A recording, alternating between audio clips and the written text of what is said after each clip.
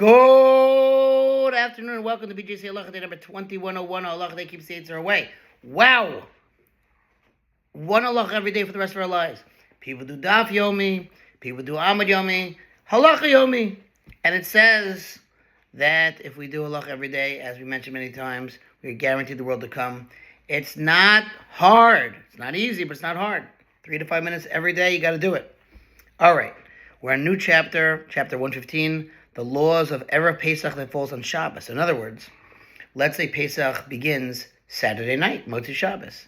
That makes Friday night and Shabbos morning, Shabbos afternoon, Erev Pesach, the day before Pesach. And therefore, the laws are different. Let's see. When Erev Pesach, the day before Pesach, falls on Shabbos, and again, meaning that Saturday night, Motzi Shabbos, begins Pesach, Seder night, the laws of Shabbos limit many of the mitzvahs that are usually performed on Erev Pesach, which have been detailed above in chapter 113, while the laws of Erev Pesach limit many of the Shabbos rituals. For example, the fast of the firstborn that is usually conducted on Erev Pesach cannot be observed on that day, since one may not fast on Shabbos, right? So in other words, let's say normally Pesach would fall on a Wednesday night, so then Wednesday morning we'll be fast the firstborn for those who want to do it, or obviously you could be exempted by hearing a siyum. But if Shabbos falls on Motzi Shabbos, then you're not fasting on Shabbos, you're not allowed to. Okay, what else? Bedikas chametz, the search for chametz, usually done the night before Pesach, cannot be performed on Friday night.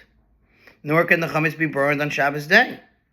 The regular Shabbos meals must be rescheduled due to the prohibition to eat chametz after 4 seasonal hours in the day, and due to the prohibition against eating matzah at any time on the day of Erev Pesach. Additionally, the many preparations for the Seder, usually performed on Erev Pesach, may not be performed on Shabbos, as it is prohibited to prepare on Shabbos for Yom Tov. All right, so let's just quickly go over that. So we said, also, if Pesach Seder night falls on Wednesday night, so then Tuesday night we're doing the search for chametz. But if Pesach falls on Saturday night, we're not searching for Pesach on Friday. We're not searching for chametz on Friday night.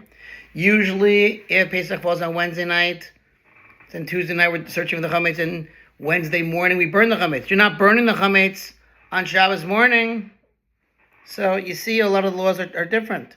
We already said that there's a limit on, let's say Pesach falls on Wednesday night. You can't eat chametz past a certain hour on Wednesday morning, and you can't have matzah either. Well, what do you do on Shabbos? You have to have challah. What do you do? So that's what he's talking about. Let's see one footnote here, and then we'll continue with this tomorrow.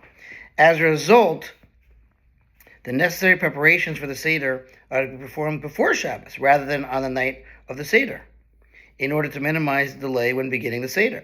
One must take particular care to ensure that the salt water, the charosis, the roasted shank bone, and cooked egg are prepared before Shabbos.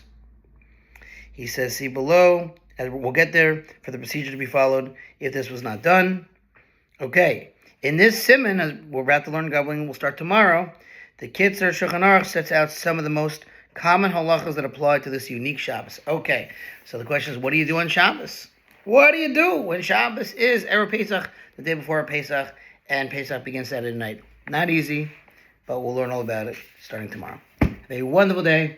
This sponsor feature Halacha 36, 100 for the gold.